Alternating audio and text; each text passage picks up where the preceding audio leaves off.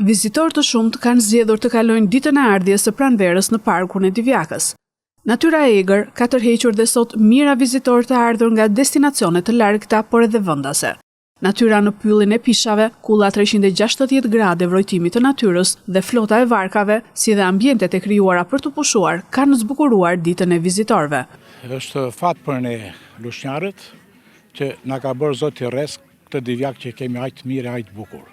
Dhe ne preferojmë që për ditë vere ta kalojmë këtë ditë të bukur. Urojmë dhe gjithë shqiptarët, kudo qofshin, që gëzuar ditën e verës, sa më para, sa më shnet, sa më të gjitha të mirat.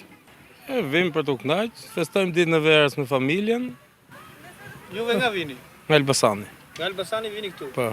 Po pse shumë në Elbasan këtë ditë? Aty është më rëmuj sot më ashtu, dhe këtu është më qetë, edhe vim.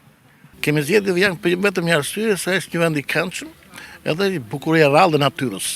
Edhe ta kalojmë ditën e verës gëzuar këtu.